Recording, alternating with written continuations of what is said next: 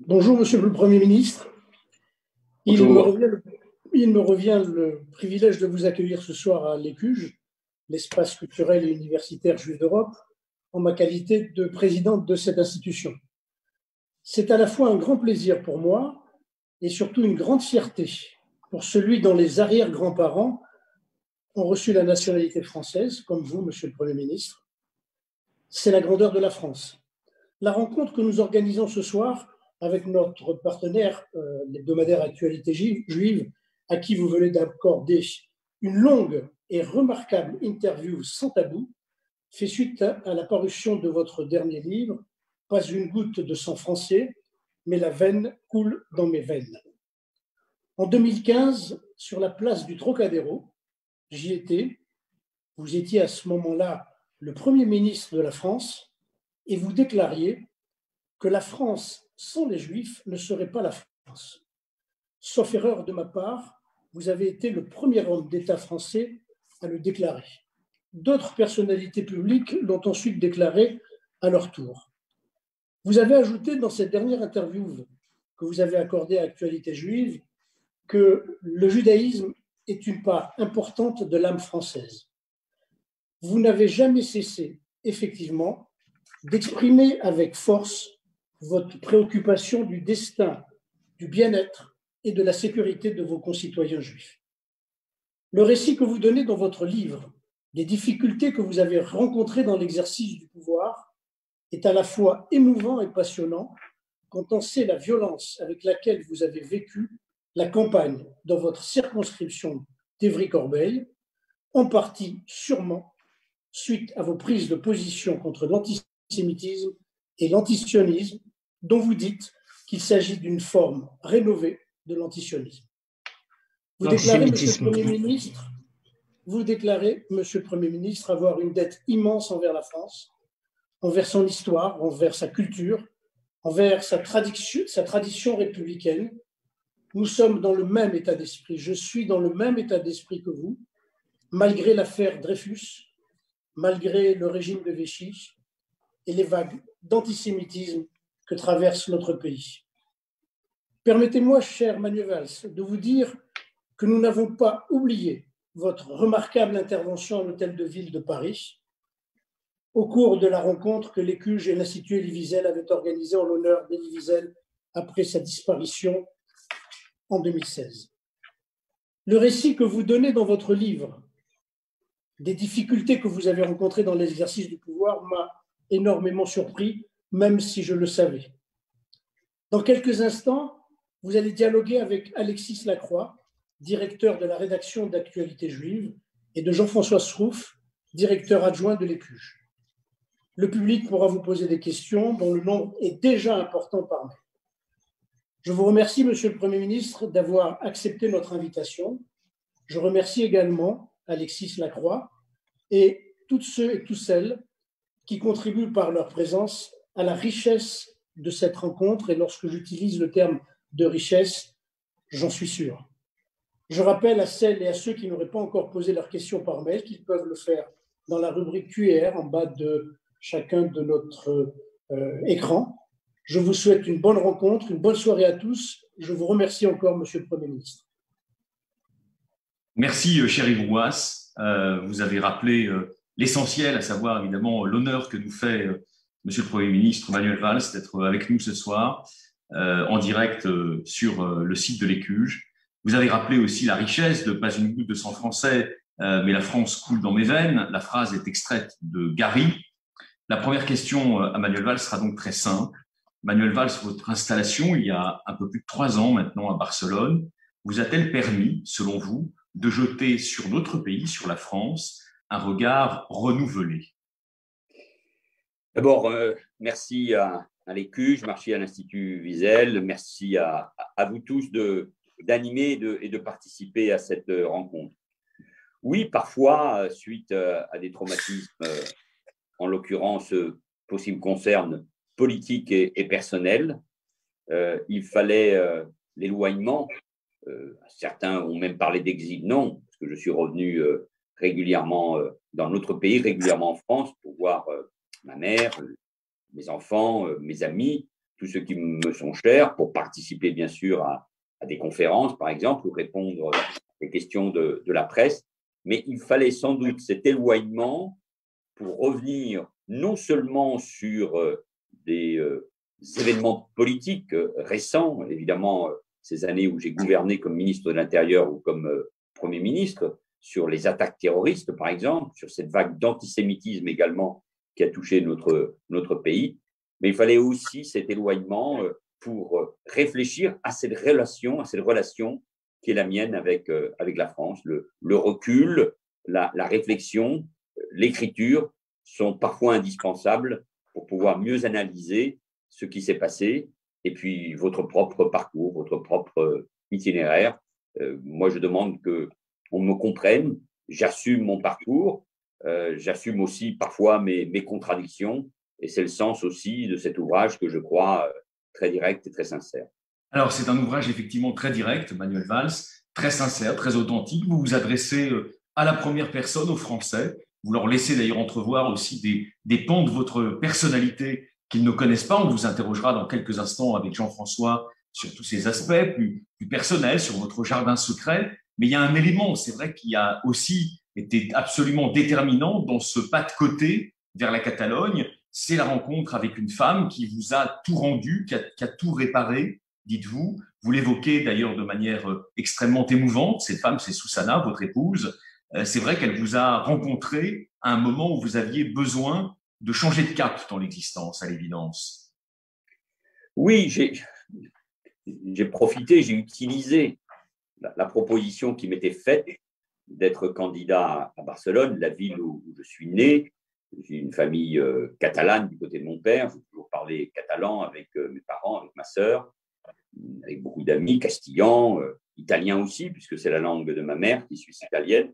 Mais je profitais de cette proposition pour avoir la force, car rien n'était évident, pour franchir le pas. Mais pendant cette période, incontestablement, j'étais, je le dis moi-même, cassé, brisé, sur le plan politique, sur le plan personnel, pas seulement parce que j'avais perdu une élection, ça arrive pour les responsables politiques, si je veux parler de la primaire, mais parce que j'ai vu un monde s'écrouler, celui de mon engagement socialiste. J'ai vu la haine aussi contre moi, le rejet, ça ce sont des choses qui arrivent, mais la haine, cette campagne avec ces aspects antisémites à Ivry-Corbeil, cela a été rappelé tout à l'heure en 2017. Voilà, d'ailleurs, pardonnez-moi de vous interrompre, vous écrivez dans le livre, évoquant ce moment de la bascule vers Barcelone, vous écrivez, Manuel Valls, tout alors en France était violence. Oui, tout était violence, et pour ne pas crever, c'est le mot que j'utilise dans le livre, j'ai souhaité être de nouveau candidat à Ivry-Corbeil pour retrouver la confiance de mes électeurs. J'ai été réélu de peu, mais enfin, tout cela n'était pas suffisant. Mais je réponds à votre question. C'est ça qui est beau de la vie. Nous sommes des êtres humains, nous sommes des femmes, des hommes, faits de chair, de sang, de sentiments avant tout. Ce livre est aussi un livre de sentiments. Et si dans la vie, il y a des moments difficiles, et beaucoup de nos concitoyens l'éprouvent depuis 1 an avec cette terrible pandémie, il y a aussi des beaux moments. Et dans ces beaux moments, il peut y avoir l'amour, la rencontre avec quelqu'un qu'on n'attendait pas, et ce fut le cas avec Susana, qui m'a rendu beaucoup de joie, de plaisir de la vie.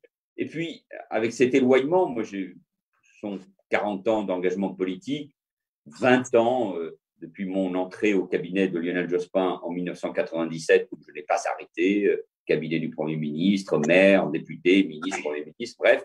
Donc, cet éloignement aussi, une vie plus douce, sont liés à cette rencontre. Et donc, la vie est belle quand elle vous propose, sans être fleur bleue ni trop romantique, mais quand elle vous propose ces rencontres qui changent fort heureusement votre existence. Très bien. Alors, on va revenir un peu quelques années en arrière, Manuel Valls, au moment du choix de la nationalité française, dont Yves Roy a parlé dans sa présentation. Vous aviez l'âge d'un jeune adulte. C'était quoi les principaux ingrédients de votre intégration, assimilation, je vous laisse le choix du mot, à l'identité française à la France? Moi, je me sentais assimilé français. Bien évidemment, je le répète, chez mes parents, on parlait une autre langue que le français. Il y avait des amis espagnols, sud-américains, français pour beaucoup aussi, une famille ouverte, tolérante. J'étais fils d'un artiste peintre et d'une institutrice suisse-italienne qui avait décidé de vouer sa vie, bien sûr, à notre éducation, mais qui était aussi la muse de mon père, de cet artiste. Mais je me sentais français dans l'univers où je vivais, à Paris, dans ce 4e arrondissement, le Marais, qui n'avait à ce moment-là rien à voir avec ce qu'il est aujourd'hui. C'est un quartier populaire, grâce à l'école publique, à mes amis. Et j'ai compris que je n'étais pas français quand, à 16 ans, pour être précis, j'ai dû demander ma carte de séjour et aller la retirer après un long processus, après un questionnement de la part d'un policier au commissariat du 4e arrondissement sur, par exemple, c'était étrange, les mœurs de mes parents et leurs opinions politiques. J'ai dû aller retirer cette carte au milieu d'ailleurs de ces Bob People cambodgiens, vietnamiens qui fuyaient les dictatures communistes de leur pays, qui vivaient un déchirement et un malheur terrible. Et j'ai compris à ce moment-là que je devais être français. Et à 18 ans, passé les 18 ans, je n'étais pas né à Paris, je n'étais pas né en France, donc je devais rentrer dans ce processus de demande de naturalisation et pour obtenir la nationalité française. Mais au fond de moi-même, par les valeurs transmises par mes parents, par les savoirs, les principes et les valeurs transmis par l'école publique, par l'école de la République, par mes lectures, par mes premiers intérêts politiques. Je pense à la personnalité de Michel Rocard, qui avait émergé un soir de deuxième tour des élections législatives à la télévision. J'étais français, il fallait le confirmer par cette naturalisation. Bien. Alexis? Alors, vous étiez d'ores et déjà effectivement français. Vous l'évoquez à l'instant, votre mentor en politique, il a été très important, il a matricé votre engagement politique, c'est Michel Rocard, et vous lui rendez dans le livre un vibrant hommage sur la question de l'écologie. Justement, qu'est-ce qu'il avait au fond de prophétique ou de prémonitoire par rapport à un grand nombre de responsables publics français qui, c'est vrai, il y a une trentaine ou une quarantaine d'années, n'avaient pas particulièrement de conscience écologique. Est-ce que c'était particulièrement le cas du Rocard que vous avez connu et qui a au fond porté, il faut bien dire, sur les fonds baptismaux, comme on dit en catalan, votre engagement politique? Sans doute, à l'époque, cet aspect de la personnalité de Michel Rocard ne s'imposait pas forcément. C'était pour moi, d'abord, il représentait une forme de jeunesse en comparaison avec François Mitterrand. Il était un social-démocrate, donc plus proche de mes références déjà personnelles, c'est-à-dire Willy Brandt, Olaf Palme, Felipe González, qui émergeait en Espagne. Il était moderne sur les questions de l'économie. J'étais élevé dans un milieu marqué par l'antitotalitarisme et donc aussi par l'anticommunisme. Donc, je ne voyais pas d'un très bon œil cette alliance avec les communistes. Mais chez Rocard, il y avait quelque chose qui est apparu très vite dans les premières réunions auxquelles j'ai pu participer. J'ai eu la chance, en plus, d'intégrer très vite ces équipes politiques. C'est qu'il avait une vision des questions économiques, sociales ou environnementales liées au regard acéré qui était le sien sur la planète.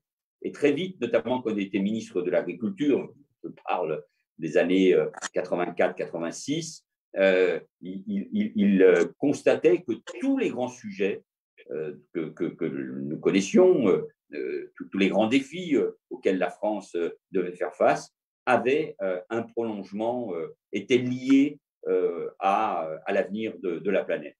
Je parle de l'énergie, des questions agricoles, de l'alimentation, de la démographie et bien sûr de la préservation de ce qu'est la planète. Et jusqu'à la fin de sa vie, mu par une très grande préoccupation, il était l'ambassadeur des pôles, donc il voyait les effets très concrets du réchauffement climatique.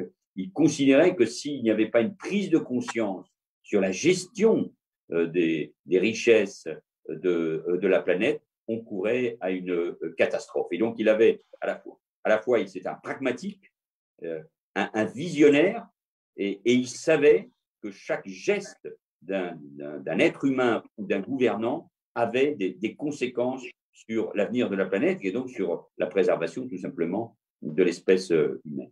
Alors Manuel Valls, comment vous expliquez que c'est la prise de conscience, disons, du danger qu'encourt aujourd'hui la biosphère dans sa survie, la survie de ses équilibres, elle a été au fond si longue dans votre cas, vous l'avouez, d'ailleurs vous en faites état, c'est une visite récente devant la mer de glace de Chamonix, elle rétrécit à vue d'œil, qui vous fait prendre conscience que le réchauffement climatique est une réalité tout à fait tangible de notre monde, et vous reconnaissez que vous avez mis du temps à vous sensibiliser à cette thématique écologique. Pourquoi, d'après vous? Comme beaucoup, parce que comme socialiste, comme social-démocrate, comme réformiste, d'une certaine manière, nous considérons que le Parti socialiste était au centre de l'échiquier politique à gauche, avec d'un côté un parti communiste plus productiviste, qui avait la gestion d'une classe ouvrière qui était en train de s'éteindre, et que les écologistes apportaient le supplément d'âme verte, mais au fond n'étaient pas sérieux pour gouverner, et que gouverner est une affaire trop sérieuse pour la confier à d'autres, et donc les socialistes assumaient cette responsabilité. À vrai dire, comme premier vice-président de la région de France ou comme élu local, évidemment comme maire d'Évry, nous traitions ces questions d'environnement ou d'écologie au quotidien, par les politiques de transport public, par tout ce qui était lié à la gestion des déchets, de l'eau, de l'énergie dans nos communes, par les investissements pour lutter contre le réchauffement climatique dans le domaine de l'habitat, évidemment par les menus bio dans les cantines, dans les restaurations scolaires que nous imposions peu à peu. Mais la prise de conscience de ce qui était en train de se passer est venue pour beaucoup d'entre nous, pas en 2015 bien évidemment, bien avant, dans les années 2000. Et c'est pour cela que je considère que ça n'est pas que l'affaire des écologistes, même si beaucoup d'écologistes ont été, pour beaucoup, en première ligne, ont été des voix qui ont été essentielles. Mais j'évoque par exemple la personnalité du vice-président américain, Al Gore, que j'ai eu l'occasion d'écouter dans une convention démocrate, celle qu'il avait désignée, lui, et Bill Clinton, bien évidemment, en 92, à New York, pour être très précis, où son discours sur ces questions-là, et je l'ai retrouvé après, bien des années plus tard, à la conférence de Paris, à la conférence climatique, à la COP21, où il était là pour assister les larmes aux yeux à cet accord scellé et qui devait beaucoup à l'engagement des Américains, des Chinois, mais qui devait beaucoup aussi à la persévérance de François Hollande, de Laurent Fabius. Et de Laurent Fabius, évidemment de Al Gore. Pour être clair, on a l'impression, Manuel Valls, que vous regrettez au fond que la France n'ait pas une personnalité écologiste de la stature d'Al Gore. Ce que je regrette, c'est que cette question-là est portée par des formations politiques qui sont aujourd'hui minoritaires, parfois marginales, pas toujours, je veux parler des écologistes, puisqu'ils ont gagné plusieurs élections municipales, mais portées par une partie de la gauche, voire de l'extrême gauche. Alors c'est un sujet, l'écologie, la préservation de la biosphère, de l'espèce humaine, qui doit être porté par tous. Et d'ailleurs, je rends hommage aussi au discours de Jacques Chirac à Johannesburg, à des hommes et à des femmes comme Jean-Luc Borloo, Alain Juppé ou NKM, Nathalie Kosciusko-Morizet, qui ont aussi porté ces questions. Il y a bien sûr la personnalité de Nicolas Hulot. C'est un sujet qui nous touche tellement, qui est au cœur d'ailleurs, par exemple, de la conscience d'une grande partie de la jeunesse, qu'il ne peut pas être enfermé dans un parti écologiste. C'est mon sentiment modeste, et que nous devons tous, les uns et les autres, porter ce sujet-là avec une ligne de crête qui n'est pas évidente, puisque nous avons aussi besoin de croissance, de production, par exemple d'énergie nucléaire, et que c'est cette ligne de crête que nous devons, dans notre pays, porter. Et c'est pour cela que je ne peux pas me retrouver dans le projet, dans les propositions, dans la démarche du Parti écologiste. Alors d'ailleurs, la société civile française est de plus en plus mobilisée sur cette question, l'environnement, le climat, la biodiversité. Beaucoup de nos concitoyens vivent ça au quotidien, dans leurs achats, dans leur mode de transport, leurs habitudes alimentaires, la manière d'aborder leurs moyens de transport, de fonctionnement est parfois très différent de la pensée du Parti écologiste en général. D'ailleurs, ils ne sont pas nécessairement rattachés à un parti écologiste. Ils sont parfois dans les associations comme Greenpeace, le World Wide Fund et des tas d'autres, très différentes. Pourquoi n'est-il pas plus facile d'exposer à ces publics-là qui ne demandent que ça, qu'il y a une voie dans la défense de l'environnement, de la biodiversité et du souci pour le climat, et que cette voie est loin d'être celle des écologistes?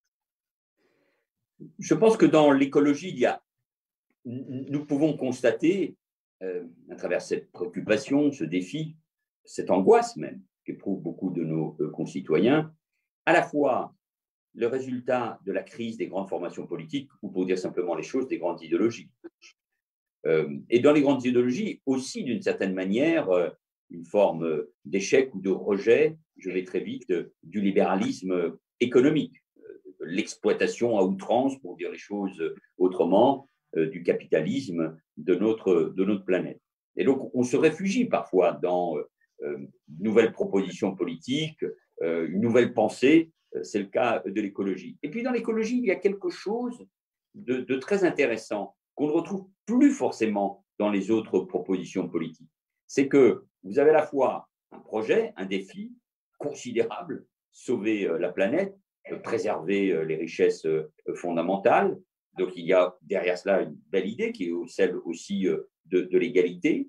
Et puis, chaque individu, chaque personne peut agir dans sa manière de consommer, de s'alimenter, de se déplacer. Et donc, chacun est un acteur. Donc, vous avez là une idéologie, une idée, une proposition politique où chaque citoyen est un acteur. Et au fond, c'est quoi la politique? C'est l'alliance, enfin, c'est additionner l'intérêt individuel avec l'intérêt collectif. Et donc, d'une manière générale, c'est ça, me semble-t-il, qui intéresse nos concitoyens. Et c'est pour cela que ça ne peut pas être réduit à une seule formation politique. Mais constatons qu'il y a des évolutions assez intéressantes et que, par exemple, le Parti écologiste, les Verts, les Grünen, en l'occurrence en Allemagne ou en Autriche, ont dépassé les clivages droite-gauche, sont davantage au cœur des préoccupations de nos concitoyens et sont amenés sans doute à gouverner, à prendre des responsabilités et pourquoi pas en Allemagne, y compris à occuper la responsabilité de la chancellerie. Vous avez été déçu par la réception des propositions de la Convention citoyenne? Comment le gouvernement a traité la Convention citoyenne? Si vous étiez au pouvoir, il y aurait eu des variations par rapport à l'attitude du gouvernement? Grâce à la situation qui est la mienne, j'essaie de ne pas donner trop de leçons à ceux qui aujourd'hui gouvernent. Mais je vois, non pas une forme de contradiction, mais un fait. C'est-à-dire que les gouvernements, et pas seulement en France, les gouvernants vivent avec une vraie inquiétude, et je peux les comprendre, la crise de confiance de la démocratie. On voit bien dans notre pays, mais on voit évidemment partout. Donc, on cherche en permanence, aux côtés de la démocratie directe, l'élection du président de la République au suffrage universel, la démocratie représentative, l'élection du Parlement ou des conseils régionaux ou municipaux, on cherche des formes de participation. C'est la démocratie participative. Elle a été portée, cette idée, par Ségolène Royal en 2007, mais elle vient de loin. Pierre Rosanvallon, un des grands intellectuels de gauche, a beaucoup écrit sur ce sujet-là. Et donc, on cherche d'autres formes de participation des citoyens qui parfois portent évidemment leurs contradictions par rapport tout simplement à l'action gouvernementale. Donc, je pense que c'est une bonne méthode, c'est une méthode intéressante, mais on a bien vu que face à la loi qui doit être votée, face au travail du Parlement, face aux intérêts stratégiques, industriels, environnementaux ou agricoles de la France, il peut y avoir des contradictions. Et moi, ce que je constate, c'est que plus on est sur cette idée de convention citoyenne, de démocratie participative, de tirage au sort, plus de la défiance et plus la démocratie représentative est aujourd'hui mise en question. Alors, je n'ai pas la solution, mais je pense que ceux qui gouvernent, qui ont un mandat par le peuple, doivent agir et doivent agir clairement. Et prenons un sujet pour bien me faire comprendre. Je pense que c'est au président de la République, c'est au gouvernement de la France, c'est au Parlement, par exemple, de dire que la France ne peut pas abandonner dans son mix énergétique, comme on dit, un terme un peu technocratique, mais l'industrie nucléaire, la voie nucléaire, et donc les investissements à venir dans cette voie pour être au rendez-vous des grands changements qu'il faudra faire opérer à notre industrie nucléaire dans les années qui viennent. Et là, je parle de décisions qui doivent être prises en 2022 et 2023. On parle beaucoup de l'autonomie stratégique de l'Europe ou de la France face aux États-Unis ou face à la Chine. On ne peut pas abandonner cette énergie, on ne peut pas abandonner cette industrie. Non seulement il y a des milliers d'emplois derrière, mais il y a toute l'innovation, toute la recherche dans ce domaine-là. Et en passant, il y a aussi notre autonomie en matière de défense, notre dissuasion nucléaire. Donc là, voilà, c'est un sujet majeur. Est-ce que le confie à une convention citoyenne ou est-ce que c'est aux responsables politiques devant le peuple français d'assumer cette responsabilité? Alors, on évoque… Vous avez compris quelle est ma réponse. On l'a compris, en effet, Manuel Valls. Alors, on évoque votre nouvel essai, pas une goutte de sang français, mais la France coule dans mes veines. La phrase est de Romain Gary, on en dira sans doute un mot tout à l'heure. En un mot, justement, dites-nous, quels sont, d'après vous, en 2021, les principaux ingrédients du progressisme? Si vous deviez définir le progressisme, de quoi, en 2021, se compose-t-il pour vous, Manuel Valls? Moi, je me définis comme un républicain de gauche. Le mot progressiste, que je peux faire mien aussi, mais il est très vague, il est très général. Un républicain de gauche, donc je ne réponds pas bien à votre question, c'est quelqu'un qui croit au progrès, oui, bien sûr, et au progrès notamment scientifique, à l'innovation, à la recherche, au progrès éducatif. Je pense que la bataille de l'intelligence, la recherche, l'innovation, l'avenir de nos universités, c'est ça qui fonde et qui fondera plus que jamais notre civilisation, mais aussi notre capacité à tenir le choc face au déplacement des centres du pouvoir de l'Europe ou de l'Occident vers l'Asie. Je crois au progrès parce que je crois précisément à l'intelligence, à l'investissement et à la science. Regardons tous les débats que nous avons eus depuis un an à propos de cette pandémie. Et puis, je crois aussi à la justice sociale. Je crois à l'égalité, ce qui est une passion française. Si je ne crois pas à l'égalitarisme, je crois à l'égalité des chances, à la possibilité de donner à chaque homme, à chaque femme, les possibilités de son épanouissement et de son épanouissement individuel. Et là, je reviens aux sources du rocardisme, c'est-à-dire à l'autonomie de l'individu. Alors, c'est ça ma définition d'un républicain de gauche, d'un progressiste. Et je peux y rajouter un élément, ce qui va permettre d'ouvrir d'autres débats. Ce sont des citoyens qui ont en commun une communauté de valeurs. Je crois à l'homme, à l'individu, mais je pense que nous devons partager dans une société, dans une nation, une communauté de valeurs qui ne fractionne pas notre société en autant d'individus, de communautés, de religions qui empêchent précisément l'intérêt général de se mettre en œuvre et de s'accomplir. C'est la meilleure définition, me semble-t-il, de la République, de la démocratie, et j'ose à ce moment-là rajouter du progrès. Alors, on va justement développer tous ces aspects-là dans un instant, dans le questionnement qu'on va conduire avec Jean-François sur ce que vous appelez avec Laurent Bouvet la tenaille identitaire qui enserre la France entre deux extrémismes très dangereux pour l'avenir de la pensée républicaine, pour l'avenir des républicains en général. Mais avant, quand même, une question, on va dire, d'actualité polémique. La réforme de suppression de l'ENA, en tout cas du nom de l'ENA, est-ce que c'est une réforme qui va dans le sens des idéaux de ce républicanisme de gauche dont vous venez à l'instant de vous revendiquer, Manuel Valls? J'aborde dans le livre ce thème-là dans le chapitre que je consacre à Elisabeth et Robert Badinter, qui ne sont pas énarques. L'un est un avocat, l'autre est une philosophe. Mais je veux parler des élites, et des élites républicaines, sans particules. Parce que je considère qu'une société a besoin d'élites, à condition évidemment qu'on sorte de l'entre-soi, que l'école républicaine permette à chacun, et nous savons que nous en sommes loin, d'accéder aux plus grandes responsabilités. Mais ce que je constate, c'est que les populismes, d'une manière ou d'une autre, s'attaquent toujours aux élites. Ces élites qui confisqueraient un pouvoir. Il y a 2 siècles, il y a un siècle, ces élites étaient forcément juives, elles sont bourgeoises, elles sont le fruit d'un entre-soi. On empêche le peuple de gouverner, et donc le meilleur moyen de gouverner, c'est de supprimer les élites.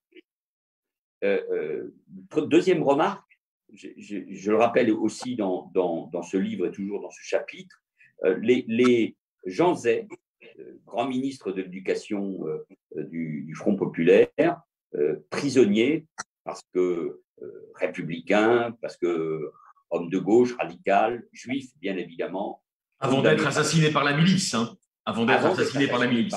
Par la milice, dans ses carnets de captivité, ce sont ses filles qui me les ont offerts, évoque les moyens de régénérer la France, parce qu'il considère que la défaite de 40 est aussi, en plus d'une défaite militaire, une défaite stratégique et une défaite morale. Et c'est là où il imagine, entre autres, l'École nationale d'administration pour sortir de la corruption des esprits qui touchaient une partie des élites françaises et pour donner à la France des hauts fonctionnaires de très grande qualité qui permettent à ce grand pays qu'est la France d'avancer. L'État a construit la nation française depuis des siècles. Alors, moi, je suis prêt à entendre tous les discours et toutes les réformes possibles. Mais je considère que l'idée de supprimer l'École nationale d'administration, surtout qu'a priori, on va la remplacer par quelque chose qui serait assez semblable, est une erreur. Est une erreur de diagnostic et est une erreur de sensibilité par rapport à ce qu'est notre pays. Encore une fois, des réformes sont possibles, elles ont été menées. Je pense que c'est avant qu'il faut préparer cette possibilité de l'égalité des chances et à chacun d'aller le plus loin possible dans les études. C'est vrai qu'il y a des chiffres qui sont inquiétants.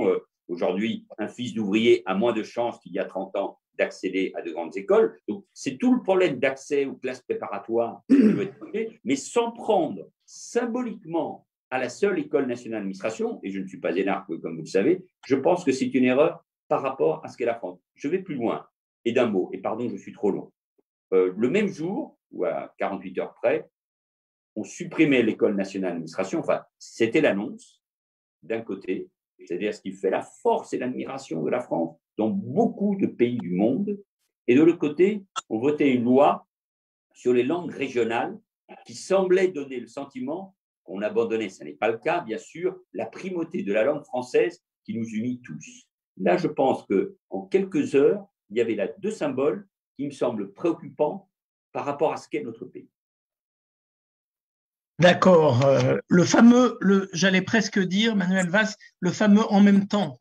Donc, on va parler d'un sujet grave, sérieux, qui vous préoccupe et qui nous préoccupe. C'est le fameux terme de tenaille identitaire.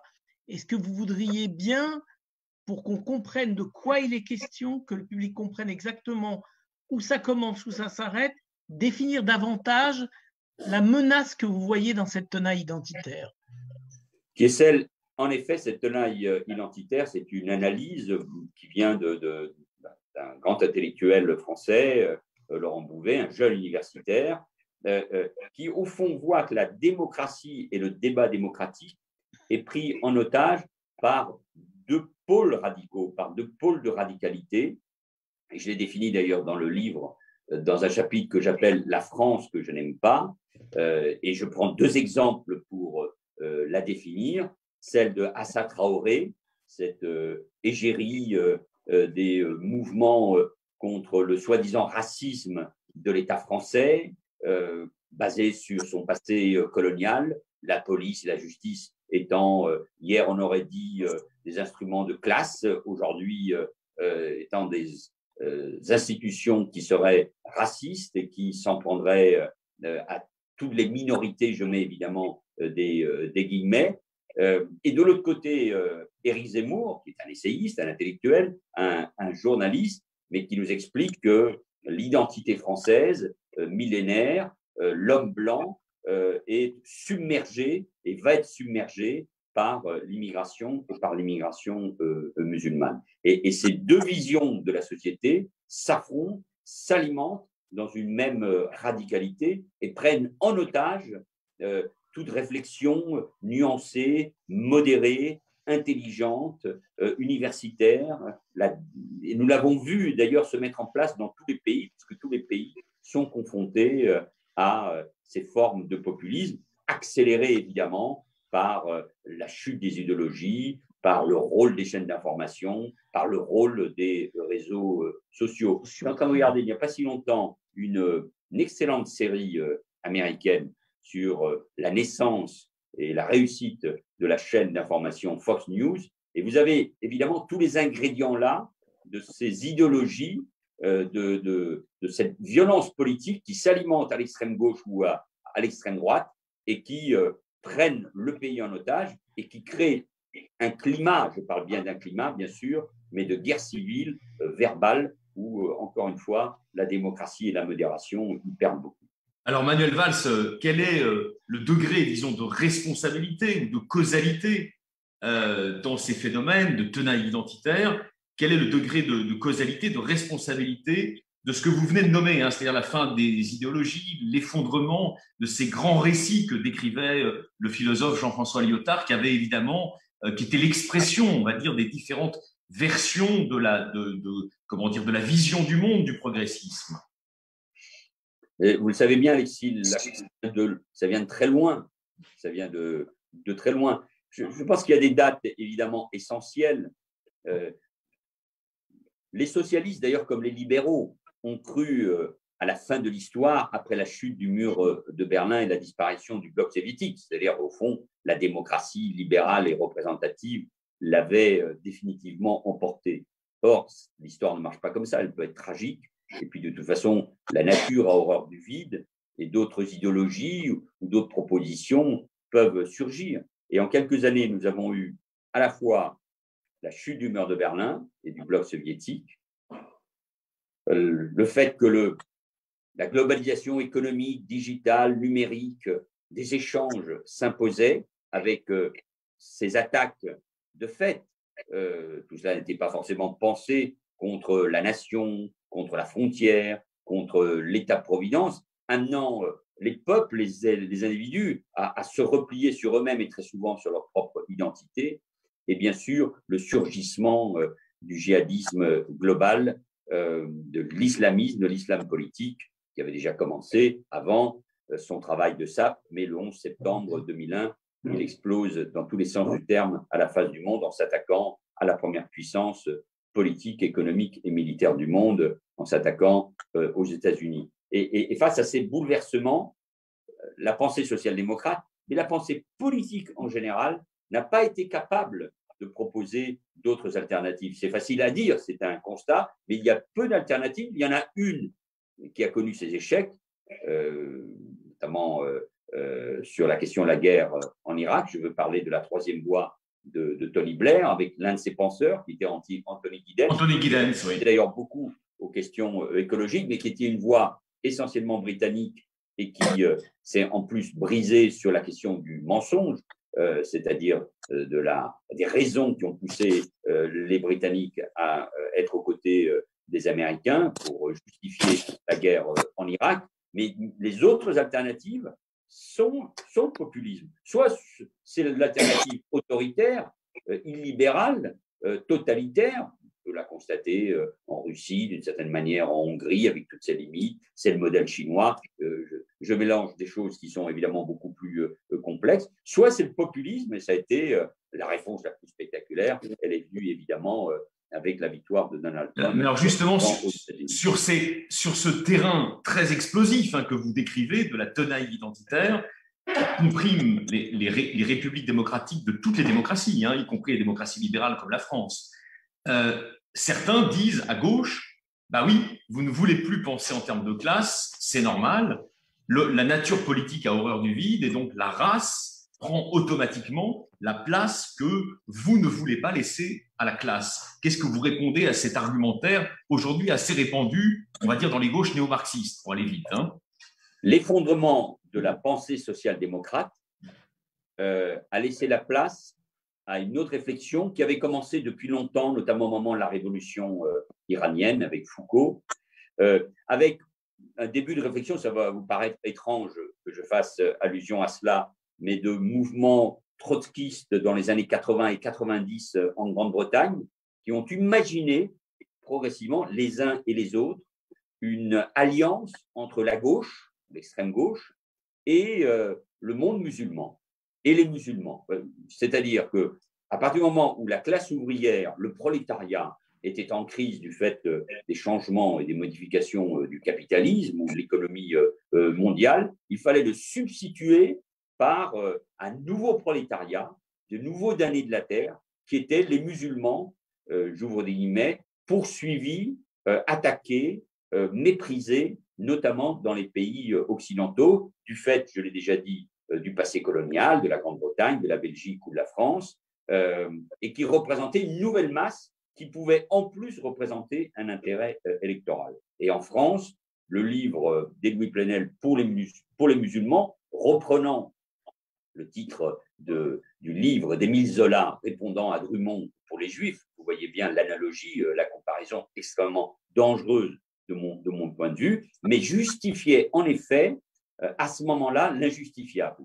C'est-à-dire qu'on abandonnait la lutte des classes pour une autre chose, ça peut être la lutte des races ou la lutte des religions, c'est-à-dire au fond, quelqu'un qui est musulman, immigré, de couleur, exploité dans son pays du fait de sa condition sociale ou ouvrière, méritait le soutien de l'avant-garde éclairée de l'extrême gauche. Et ce qui explique tout ce mouvement, toute cette dérive d'une partie de la gauche et de l'extrême gauche, justifiant à ce moment-là, pour les plus féministes, le port du voile comme un élément de la liberté, justifiant la critique de Charlie Hebdo, justifiant même pour certains, ou cherchant en tout cas des excuses aux actes terroristes. Et donc, c'est ce qui a conduit une partie de la gauche à se perdre sur les valeurs universelles, et ce qui m'a conduit, il y a déjà quelques années, à parler de gauche irréconciliable, parce que sur cette question des valeurs et sur cette vision de la société, il ne peut pas y avoir d'accord. Jusqu'à justifier pour une partie de la gauche les réunions non mixtes? Oui, après, vous rajoutez à cela, cher Jean-François Strouff, l'influence puissante de la culture américaine, qui vit déjà ces sujets-là depuis des années. Et quand je parle de la puissance de la culture américaine, je parle de son université, de ses chercheurs, de ses médias, bien évidemment. Regardez, par exemple, les analyses depuis déjà plusieurs années de grands journaux influents dans le monde, comme le New York Times ou le Washington Post, qui considèrent par exemple que la laïcité à la française discrimine les minorités. J'évoque ces sujets. Et donc, aboutit en effet à justifier une vision de la société, qui est une vision américaine, même si elle-même a connu des évolutions ces 30 dernières années, des évolutions et des réactions, car l'élection de Donald Trump est aussi une réaction parfois à ses propres mouvements que je viens de décrire, mais essayant de nous imposer une vision de la France à partir uniquement, non seulement des communautés, des minorités raciales, de la couleur de la peau, du sexe, et donc nous ne sommes plus une communauté de valeurs qui fonde la nation, mais une addition de minorités. Et donc, cette paresse de la réflexion de la gauche,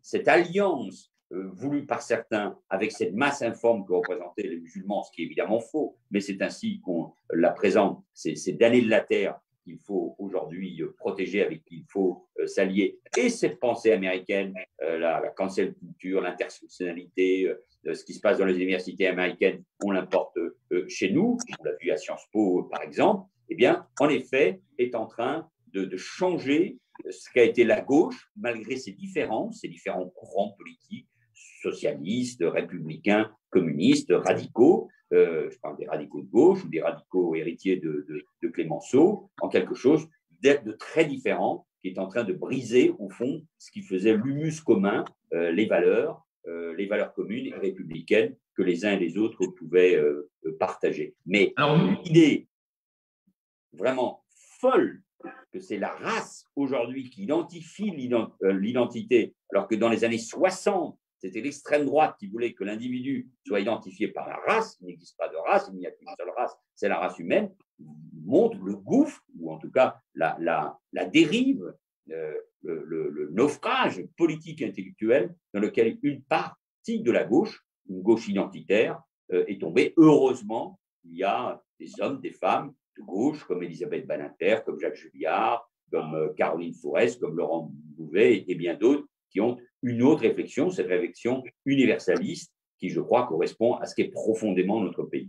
Alors, beaucoup de nos auditeurs vous félicitent, hein, justement. Bravo, Monsieur Valls, pas de langue de bois. Ils vont être contents aussi de découvrir que dans votre livre, Manuel Valls, vous n'êtes pas défaitiste. C'est-à-dire que vous pensez que cette situation angoissante que vous décrivez, on peut en sortir à condition de renouer avec ce que vous appelez les ressorts fondamentaux de notre histoire nationale. Quels sont-ils, justement, Manuel Valls, ces ressorts fondamentaux de l'histoire nationale de la France? Oh là, vous m'entraînez sur une trop longue intervention, mais au fond, c'est quoi la France? C'est une géographie, bien évidemment, et j'évoque les paysages de notre pays. C'est une histoire avec ses parts glorieuses et ses parts d'ombre, mais qu'il faut prendre, et je rappelle la phrase de Marc-Bloch, hein, on ne peut pas être totalement français si on ne pleure pas l'évocation, si on n'est pas ému, si on ne pleure pas l'évocation du sacre de Reims, il parle évidemment du sacre du roi, ou au moment de la fête de la Fédération, il parle évidemment d'un épisode important de la Révolution française.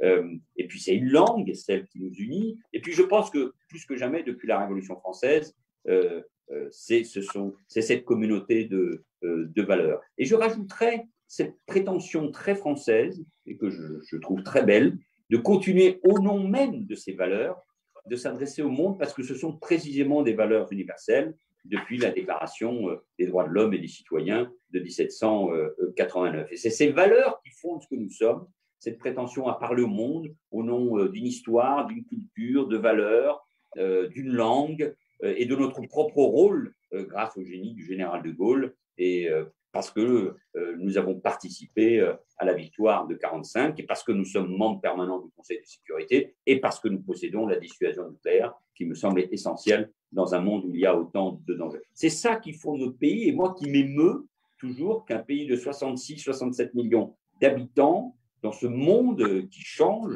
avec ses pouvoirs qui se déplacent d'un continent à un autre, continue à peser. Et même si je suis conscient des risques, que je vois bien notre perte parfois d'autonomie industrielle ou économique, la question démographique et bien d'autres sujets, je veux sortir d'un discours défaitiste, apocalyptique, décliniste, qui n'arrange rien, alors qu'au contraire, je dis aux Français, rendez-vous aussi compte de ce que nous sommes, ayons davantage confiance en nous-mêmes pour affronter les défis du monde contemporain. Alors, beaucoup de nos compatriotes juifs souffrent aujourd'hui beaucoup dans la société française. Beaucoup ont le sentiment que la France universaliste, la France républicaine et universaliste, dont vous portez les valeurs, hein, n'est pas à la hauteur de sa vocation. Beaucoup ont le sentiment qu'elle les abandonne dans les territoires perdus de la République. Qu'est-ce que vous voulez leur répondre ce soir avec nos amis de l'Écuge, Manuel Valls? Alexis, c'est une des questions les plus difficiles et je me la pose depuis plus de 20 ans. Depuis, je le rappelle dans le livre, que j'étais touché par les représentants des Français juifs, de la communauté juive, comme on dit, de la synagogue d'Évry, qui est une toute petite communauté séfarade présente dans cette ville, présente dans la ville, et qui sont venus me voir parce que, en allant à la synagogue le samedi matin, ils recevaient des pierres et des gamins les insultaient en les traitant de sales juifs. Nous étions dans ce moment-là de la deuxième intifada, où l'antisémitisme des quartiers, alimenté par une culture du monde arabo-musulman, par les paraboles et les télévisions, par le fait que la question palestinienne avait pris et prend et a pris une dimension trop importante dans notre débat politique, aboutissait à ce rejet des Juifs, à cet antisémitisme, à l'antisionisme, c'est-à-dire tout simplement à la haine d'Israël et à ce qu'est depuis toujours l'antisémitisme dans notre pays. Et voir partir, non pas pour une alia, mais voir partir des compatriotes parce qu'ils considéraient que la France ne les protégeait plus, est une douleur profonde. Et c'est pour ça que j'en ai fait un combat politique et personnel. Et c'est pour ça que j'ai rappelé ces phrases en répondant aussi à Benjamin Netanyahou, qui, après les attentats de Charlie l'hypercacher, avait demandé aux Français juifs de partir en Israël parce que là-bas, ils seraient protégés. Je dis non, c'est à nous de protéger les Français juifs. S'ils partent, la France va perdre une partie de leur âme. Et même si je sais que beaucoup sont partis depuis encore, l'une des plus grandes consolations que j'ai pu avoir dans mon action politique, c'est quand des compatriotes juifs m'ont dit « mais nous sommes restés grâce à vous, grâce à vos discours, grâce à votre action », parce qu'à partir de 2015, il y a eu une prise de conscience. Mais il y a eu non seulement l'alia vers Israël, mais il y a eu cet alia interne ou intérieur à notre pays où des Français sont partis des quartiers, par exemple, du nord de Paris, de la Seine-Saint-Denis, vers d'autres quartiers à Paris parce qu'ils ne se sentaient plus en sécurité. Et ça, c'est une régression terrible. C'est pour cela que la question de la lutte contre l'antisémitisme, contre cette alliance entre l'extrême droite, Soral, l'extrême gauche, Dieudonné, des partis qui se disent antisionistes par haine d'Israël, mais qui profèrent tout simplement l'antisémitisme. C'est pour ça que cette alliance est insupportable et qu'il faut la combattre et qu'il faut combattre cet antisémitisme avec une très grande force. Mais pardon, et je ne l'ai pas fait dans mon livre, et vraiment je le regrette, mais s'il y a un livre qui explique tout ce qui se passe dans notre pays depuis notamment Drummond et l'affaire Dreyfus, c'est votre livre, Alexis Lacroix, sur ces sujets-là et sur ce qu'a été cet antisémitisme moderne au cours de nos 150 dernières années. Alors justement, la question d'Israël est importante puisque vous avez été un des tout premiers hommes politiques à considérer qu'un élément important dans votre carrière était la visite d'Israël, parce qu'il y a beaucoup de fantasmes dans l'antisionisme, il y a la haine contre un pays, et je pense que la visite du pays par des hommes politiques est ce qui leur permet le mieux de comprendre les réalités israéliennes et de répondre aux attaques antisionistes. Et vous avez fait vous-même ce geste très jeune. Oui, j'ai eu la chance, parce que j'étais secrétaire international des jeunes socialistes et membre du bureau de l'Union internationale des jeunes socialistes, on défend les responsabilités que j'ai eues à ce moment-là. Dans les années 82, 83, 84, je me suis rendu régulièrement en Israël. Ensuite, à la fin des années 80, j'en savais quelque chose, Jean-François, mais à l'invitation des travaillistes, des jeunes travaillistes ou des jeunes du MAPAM, pour mieux comprendre ce qu'était la réalité d'Israël, à ce moment-là encore imprégnée évidemment par les guerres de 67 et du Kippour, de 73 et de 74, par la visite de Sadat, par la victoire de Begin, par encore ce qui était l'esprit kibbutzim, même s'il était en train de s'éroder. Et donc oui, ce pays, j'ai dû m'y rendre 20 ou 25 fois, peut-être plus, parce que je pense qu'il faut connaître ce pays. Il avait un lien d'ailleurs très fort avec la France, avec la gauche française, fait du rôle de l'SFIO dans le soutien à l'État d'Israël dans les années 50, le lien aussi entre François Mitterrand et Israël à partir de 80. Bref, sur tous ces sujets-là, pour comprendre ce qui se passait dans le monde, pour comprendre cette société, j'ai eu l'occasion de m'y rendre, d'aimer ce pays. Et je l'aime toujours parce qu'il a quelque chose de très particulier, il a une force en lui-même. Israël, vous le savez parfaitement, les uns et les autres, a totalement changé. C'est une société qui était bouleversée par l'arrivée des Juifs marocains, ensuite des Russes, par le libéralisme économique, par la crise, bien évidemment, par les startups, par les nouvelles technologies, par les modifications du monde suite à la chute du mur de Berlin. Mais c'est un pays qui reste, ce n'est pas une startup nation, parce que je pense que c'est la réduire à quelque chose d'économique. Non, c'est une nation qui a une volonté propre de se projeter en permanence dans l'avenir, et malgré ses divisions politiques, sociales, religieuses, mais qui reste malgré tout un projet. Et au fond, c'est ça qui lui donne cette force, et on l'a vu par exemple à l'œuvre avec la vaccination. Et ça reste un élément de fascination. Cette fascination conduit évidemment au rejet, à la haine. Il y a un changement profond que Raymond Aron ou Yankelevitch avaient formidablement bien vu, et qu'Alexis rappelle aussi dans son livre, c'est que cette nation et la culpabilité de la Shoah avait conduit au fond tous les pays du monde à laisser Israël s'établir, mais à partir de 67, voilà que cette nation devient puissante sur le plan militaire, dominante, et alors reprend cette vieille idée de l'antisémitisme de Salon, cette justification, les Juifs dominent de nouveau, créent les conditions d'un apartheid, se comportent comme des nazis, je mets évidemment des guillemets, et c'est ce qui justifie alors l'antisionisme et le rejet d'Israël, et qui redonne une vigueur à l'antisémitisme. Et on a ce processus depuis 30 ans. Au fond, on s'accommodait évidemment de la souffrance des Juifs quand ils étaient dans leur ghetto et quand il n'y avait pas Israël. Non, il y a un État d'Israël qui est puissant, qui devrait être un allié stratégique pour la France. Je le raconte, je le décris dans l'interview que j'ai donnée à Alexis Lacroix et à Christophe Barbier dans Actualité juive et c'est cette nouvelle dimension de ce qu'est aujourd'hui Israël et de son rôle géopolitique que la France doit intégrer. C'est en allant en Israël régulièrement qu'on peut en effet intégrer cette nouvelle donne avec beaucoup plus, je pense, de lucidité. Alors, une question, je pense, Manuel Valls, que se posent beaucoup de vos lecteurs, beaucoup de vos auditeurs ce soir. Est-ce que Israël peut avoir des mauvaises surprises dans les semaines qui viennent, dans les mois qui viennent, avec l'administration Biden, sinon avec Joe Biden lui-même? D'abord, il y a une donnée fondamentale.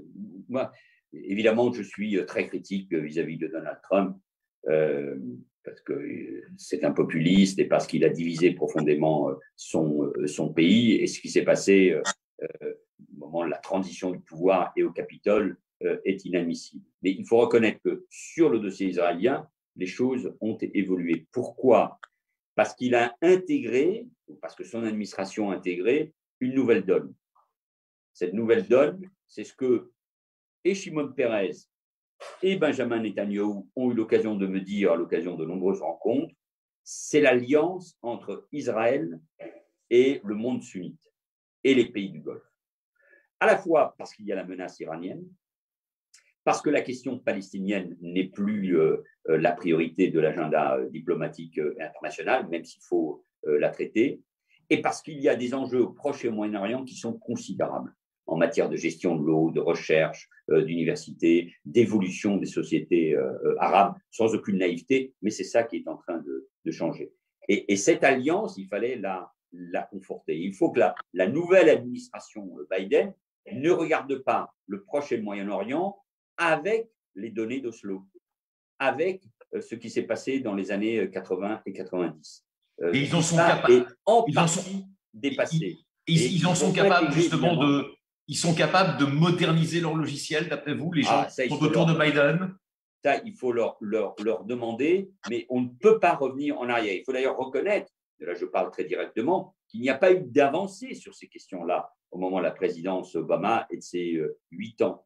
Comme s'il y avait une difficulté à comprendre ce qui est en train de se passer. Je ne dis pas que la société politique israélienne ou que Benjamin Netanyahou rendent toujours les choses faciles, bien évidemment. Mais il faut intégrer ces données géopolitiques, géostratégiques qui sont fondamentales. Et quand je le dis pour l'administration américaine, je le dis aussi pour la diplomatie française. Il faut sortir du vieux discours diplomatique qui consiste à dire la solution, c'est le retour, j'ouvre des guillemets, aux frontières de 67, aux 2 États. Je pense qu'il faut 2 États, mais vous comprenez ce que je suis en train de dire, avec une capitale pour les 2 États qui soit Jérusalem. Ce discours, qui est un discours qui pouvait trouver sa force il y a 40 ou 50 ans, est aujourd'hui souvent une forme d'impuissance à inventer quelque chose d'autre et à comprendre ce qui est en train de se passer aujourd'hui, non seulement en Israël, au Proche et au Moyen-Orient, et à intégrer la menace iranienne, pas uniquement sur la question nucléaire,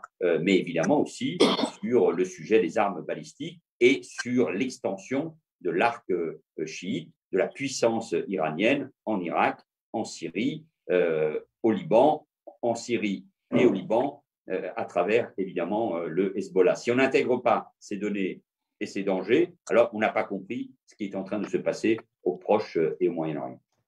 Alors, vous mentionnez la menace iranienne, vous mentionnez la très grande difficulté dans laquelle a été la France pour réagir au gigantesque accident qui s'est passé au Liban. Mais il y a encore une autre puissance qui, à part le monde arabe sunnite, l'identité israélienne, il y a également la montée en puissance d'un État avec des velléités impérialistes qui est la Turquie. C'est quoi l'équation aujourd'hui, Turquie, Iran, Israël, monde sunnite, selon vous? L'équation, c'est que les grands empires, les grandes nations, la Russie, l'Empire ottoman, la Turquie, l'Empire perse, l'Iran, sont toujours là, parce que ce sont de vieilles nations, avec de grandes cultures, avec le poids de la religion et avec la volonté de contrôler l'espace géographique qui les entoure. Il y a, au sein même de l'islam, nous en subissons nous-mêmes, nous en vivons en tout cas les conséquences au quotidien en France et en Europe, il y a une lutte pour le leadership, qui ne recoupe pas d'ailleurs l'affrontement entre chiites et sunnites, au sein même du monde sunnite. Nous voyons bien avec les pays du Golfe, l'Égypte et la Turquie. Mais Erdogan cherche à la fois à affirmer au nom du nationalisme turc. N'oubliez jamais qu'il est allié avec un parti d'extrême droite extrêmement nationaliste et peu religieux. Et donc, il cherche à assurer, évidemment, le contrôle de la Turquie sur la Méditerranée, voire même parfois très loin de ses bases. C'est le cas en Libye avec le soutien de l'Irak, en Syrie profitant des faiblesses ou des erreurs des Occidentaux, se disputant d'ailleurs une part du terrain avec la Russie, Chypre, bien évidemment, nous connaissons la partition de l'île. Donc, il y a là un premier choix, plus classique chez les Turcs, et puis il y a une volonté chez Erdogan de prendre le leadership du monde sunnite, et parallèlement, et avec le symbole évidemment de la transformation ou du retour de Sainte-Sophie en mosquée, tournant le dos au choix et à la tradition d'Atatürk, et puis apprendre aussi le leadership sur les frères musulmans. Et donc là, avec la volonté d'influencer les communautés turques en Allemagne et bien sûr, nous voyons bien en France. Donc, cet expansionnisme qui est aussi lié aux difficultés d'Erdogan sur le plan économique et politique en Turquie, parce que la Turquie reste une démocratie avec une opposition qui aujourd'hui contrôle les grandes villes turques, cette Turquie, pour des raisons intérieures, extérieures, liées au sein de l'islam, cherche à occuper une place prépondérante. Et donc, il faut vraiment que l'Europe et la France soient très fermes vis-à-vis de la Turquie. On ne peut pas dire que les dernières images, le scandale du Sofagate, comme on dit aujourd'hui, est vraiment été à l'avantage de l'Europe. L'Europe est trop liée à travers l'Allemagne au chantage de l'immigration et des réfugiés qu'exerce sur nous la Turquie. Et puis on a le problème de l'Alliance Atlantique, ou la deuxième armée de l'Alliance Atlantique, comme on dit. La Turquie mène des opérations qui sont stratégiquement en contradiction, pas seulement avec les intérêts de la France, mais tout simplement avec les intérêts et de l'Europe et de l'OTAN. Donc, face à cela, d'un mot, face à cette menace, face à la menace iranienne, il faut bâtir des alliances stratégiques. Et la France, de ce point de vue-là, doit bien définir ses alliances stratégiques. Et au Proche et Moyen-Orient, elle a deux alliés importants, qui ne sont pas de même nature, mais qui sont des alliés stratégiques, les Émirats et Israël. Et avec Israël, avec qui nous partageons les mêmes valeurs démocratiques, une histoire commune, une culture commune, il faut, au-delà des mots et de notre amitié pour Israël, il faut bâtir une alliance stratégique qui va bien au-delà du simple moment, mais qui est bâtie sur plusieurs années, sur plusieurs décennies. Et je pense que l'Europe doit prendre conscience de ce qui est en train de se passer dans le monde et défendre ses propres intérêts stratégiques et défendre ce que nous sommes, c'est-à-dire une civilisation. Alors, Manuel Valls, cette conversation passionne nos auditeurs puisqu'il y a un nombre de questions qui vont être posées par eux directement, qui vont vous être posées dans une dizaine de minutes, qui est très important. Donc, on va essayer de donner satisfaction à l'ensemble de nos auditeurs et auditrices. Mais encore quelques questions qu'on veut vous poser avec Jean-François. Alors, vous venez de l'évoquer, l'Europe, il faut qu'elle s'organise, il faut qu'elle devienne enfin cette Europe puissance que vous n'avez jamais désespéré de voir le jour, dont vous n'avez jamais espéré de voir l'avènement. Est-ce que vous avez le sentiment qu'aujourd'hui, le contexte est mûr pour que l'Europe du Sud, on va dire l'Europe latine, l'Empire latin, comme disait Alexandre Kojève, s'organise dans une sorte de confédération plus formelle, en tout cas qu'elle n'existe pour l'instant, où il y aurait l'Espagne, le Portugal, l'Italie, la France. Est-ce que c'est un projet qui a un sens d'après vous aujourd'hui? Je ne le vois pas ainsi. En tout cas, je ne suis guère optimiste si je caressais cette idée. Je pense qu'il faut entraîner l'Europe vers une vision, là aussi, le mot est un peu pompeux, pardon, j'ai déjà utilisé, mais stratégique en Méditerranée et en Afrique, et avec l'Afrique, où il y a de nombreux pays qui investissent ce continent qui est le continent de demain, par sa démographie. L'Afrique va doubler son nombre d'habitants d'ici à 2050, mais la Chine, la Turquie, le Japon, Israël sont déjà très présents. Or, l'avenir de l'Europe, sur le plan économique, pour traiter de la question des migrations, sur le plan du réchauffement climatique, sur le plan des ressources, pour aussi traiter cette question complexe qui est celle de l'islam, passe par la Méditerranée et par l'Afrique. Donc je pense que cette priorité en Méditerranée, en Afrique, auquel on a tourné le dos au cours de ces dernières décennies pour une raison assez logique, la réunification de l'Allemagne et la réunification de l'Europe, n'est pas uniquement, ou ne doit pas être la préoccupation des pays du sud de l'Europe, mais doit être la préoccupation de tous, de la France et de l'Allemagne en particulier. Et à chaque fois qu'on a voulu avoir un poids des pays du Sud qui sont en plus sur le plan économique et budgétaire, je pense à l'Espagne et à l'Italie en difficulté, on a raté quelque chose. La France et l'Allemagne et l'Italie, avec aujourd'hui Draghi, doivent pouvoir entraîner ou devraient entraîner l'Europe sur ces questions-là. Je ne suis pas très optimiste, vous comprendrez, et pourtant ça me paraît essentiel, car s'il n'y a pas cette vision avec la Méditerranée et l'Afrique, comme celle que j'évoquais avec le Proche et Moyen-Orient, l'Europe n'aura pas cette capacité de peser dans le monde. Je pense que même avec la Chine, je l'avais évoqué avec le président chinois, avec le Premier ministre chinois, nous étions allés assez loin, il y a même avec la Chine des possibilités d'alliance et de partenariat économique et stratégique chinois et français en Afrique. Donc, l'Afrique est le terrain de demain, je le dis au bon sens du terme, avec une classe moyenne africaine qui est en train de se développer, avec des élites africaines, avec des inégalités évidemment qui sont considérables, mais je pense que cette vision que nous devons avoir de l'Afrique est quelque chose qui doit concerner tous les Européens. Chine et France n'ont pas vocation à s'opposer ou à lutter l'une contre l'autre en Afrique, pas forcément.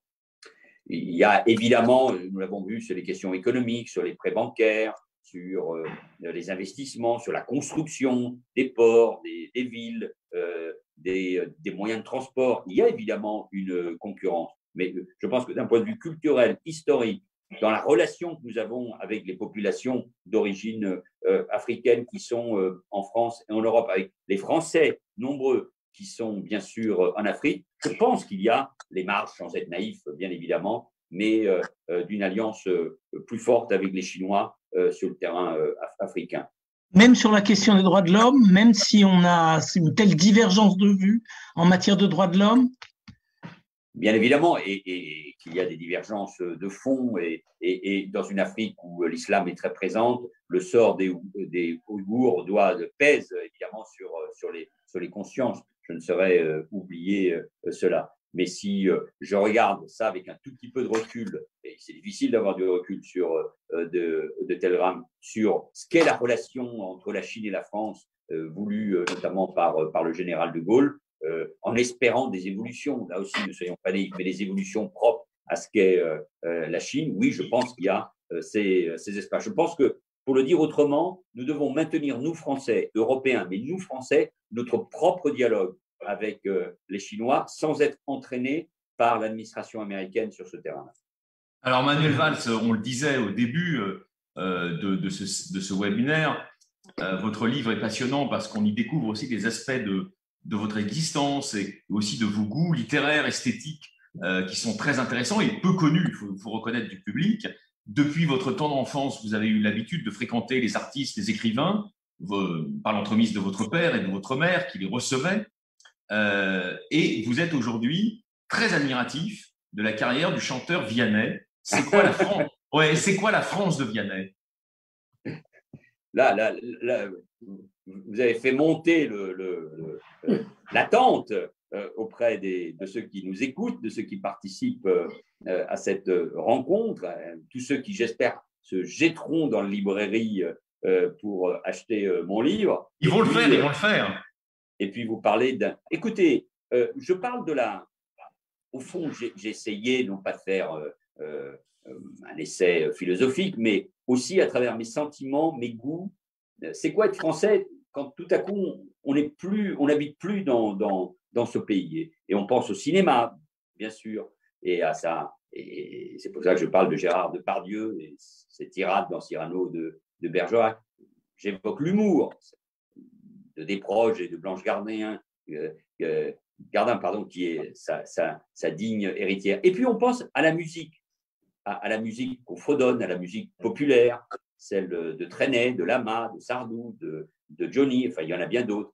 Et puis dans la jeune génération, il y a un garçon qui s'appelle Vianney, qui écrit pour les autres. Il a beaucoup écrit, malheureusement, le projet n'a pas pu aboutir, pour des raisons qu'on peut comprendre, pour Johnny, peu de temps avant sa mort, et qui a ses propres mélodies, et puis qui, dans ses interventions, est un garçon posé. Il vend beaucoup, beaucoup de jeunes se reconnaissent dans lui, il est l'un des jurés d'une grande émission de TF1, mais il a sa propre personnalité, sa capacité de réflexion, une très grande lucidité, une très grande maturité, pour un garçon qui a à peine 30 ans, et cette musique populaire qui nous est propre, elle fonde aussi ce que nous sommes, et comme je connais Vianney à travers Vincent Ferbeau, son producteur, que mon ex-épouse violoniste a joué avec lui, eh bien, j'ai un lien avec lui, au fond, ce qui m'a permis de dire que la chanson populaire, la variété, aussi font partie de ce que nous sommes et de la définition, comme pour chaque pays, de ce qu'est le français. Et j'ai un souvenir, il a voulu, contrairement d'ailleurs à d'autres chanteurs, moins courageux, être l'un des premiers à chanter, à s'exprimer. Il l'a fait avec MC Solar dans la salle du Bataclan. Et c'est la première fois que je rentrais dans cette salle depuis très longtemps, évidemment depuis les attentats, et j'étais mal à l'aise. Il y a un public très jeune qui peut-être ne se rappelait pas ce qui s'était passé, et lui, MC Solar, mais lui évidemment a trouvé les mots, la musique, sa guitare qui l'accompagne pour rappeler ce qu'avait été le martyre de cette salle, mais aussi pour entraîner le public vers quelque chose de plus optimiste et de plus beau. On apprend aussi dans votre livre votre amitié avec un grand écrivain contemporain qui est Milan Kundera. Vous avez la plus grande admiration pour son œuvre, que vous connaissez bien d'ailleurs. Qu'est-ce que vous aimez chez Kundera?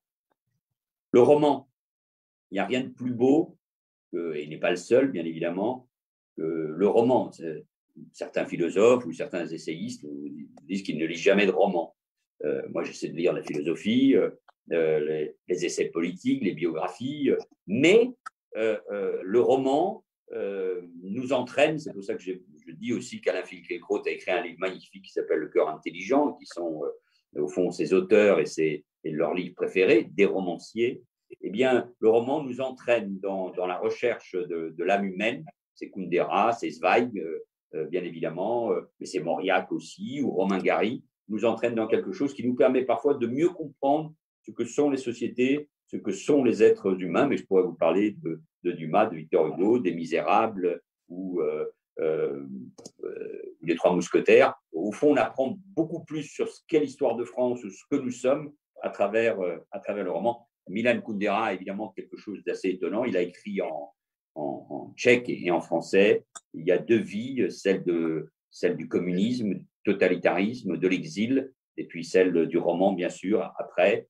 Et chez cet homme-là, il y a évidemment, d'ailleurs, avec un choix qui est le sien de ne plus s'exprimer dans les médias depuis 1985, et puis une blessure, je crois, qui reste pour nous, c'est qu'il n'est pas reçu jusqu'à maintenant le prix Nobel de littérature qu'il aurait mérité. Alors, vous livrez un exercice quand même de révélation très personnelle sur vos goûts et vos couleurs, et il y a dedans, bien évidemment, le foot. Oui, bah alors ça, tout le monde le sait, que je suis, cher Jean-François Scouf, un supporter du FC Barcelone depuis toujours, parce que je suis né à Barcelone, parce que je suis tombé dans la marmite, parce qu'un cousin de mon père qui s'appelle Manuel Valls, qui est un musicologue, un spécialiste de musique classique et de musique aussi arabo-andalouse, ou de musique séfarade, a écrit aussi la musique de l'hymne du Barcelone. Donc, de toute façon, la passion est là. Mais j'aime dans le foot son caractère universel.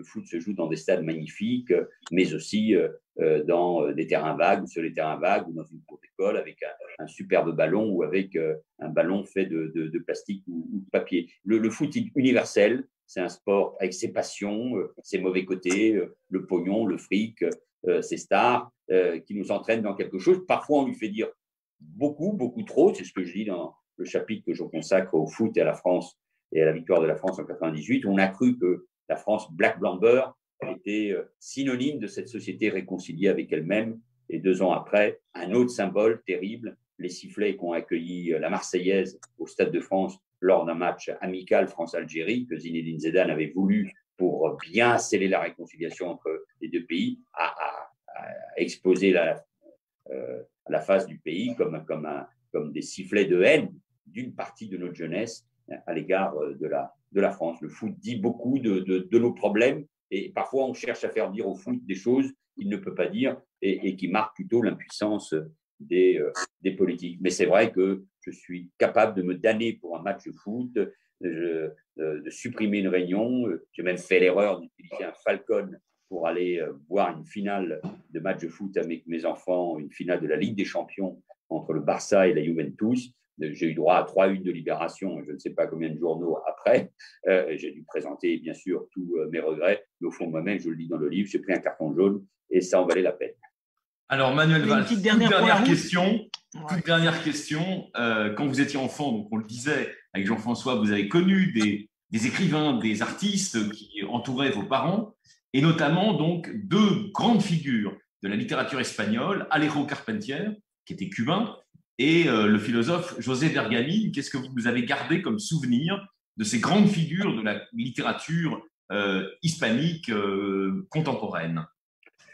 Vous avez ces souvenirs, au fond, on regrette de ne pas les avoir davantage exploités à ce moment-là. Ils reviennent après un jeune homme de 15-16 ans, plus ou moins, ne se rend pas toujours compte de la chance qu'il a de pouvoir fréquenter dans son milieu des intellectuels français comme Yves Jégu, un grand philosophe français comme Vladimir Inkelevitch, et puis évidemment des figures aussi imposantes dans la littérature hispanique, espagnole, comme Alejo Carpentier et José Bergamin. Alejo Carpentier, c'est une écriture unique, c'est-à-dire c'est baroque au sens plein du mot, c'est-à-dire c'est quand l'écriture elle est difficile à comprendre, il est très bien traduit heureusement en français, mais vous entraîne grâce au roman vers des rives qu'on ne peut pas soupçonner autour de la musique, de la politique, de l'amour et de l'histoire. Et de José Bergamin, qui était un compagnon de Malraux, un compagnon du Parti communiste dans les années 30, qui est un homme qui était un catholique, qui était un disciple d'Unamuno. Je retiens cette quête dans un très beau livre qui s'appelle Le coup brûlant, d'un Christ sans religion, au fond de ce qu'est cette belle phrase de Pascal, de ce qu'est cette prophétie de Pascal, hein, de l'homme qui est malheureux sans Dieu. Hein, et ça a été la quête de toute sa vie, celle de ce grand philosophe qui cherchait au fond quel était le destin de l'homme et comment pouvait-il penser la vie et la mort. On se croirait presque dans une émission de Jacques Chancel et de Radioscopie, là, à travers. Et Dieu dans tout ça. Ouais, mais on est aussi dans un lieu culturel et universitaire. Ça n'allait pas être que politico-politicien. Et donc, non, et puis vous êtes placé sous l'égide d'Elie Wiesel, et donc forcément, toutes ces réflexions nous entraînent et comptent beaucoup pour moi aussi.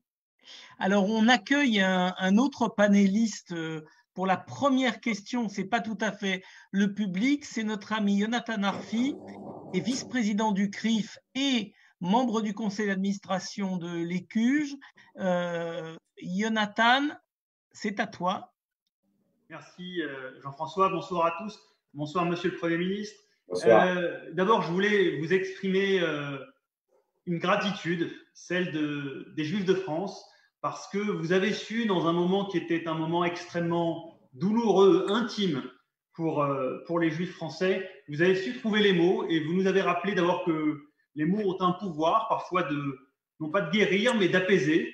Et vous avez à ce moment-là pu contribuer à faire que nous retrouvions notre place dans la photo de famille de la grande famille française. Donc, merci beaucoup à vous. Nous avons une conscience aiguë de ce que nous vous devons. Je le dis et je mesure ces propos.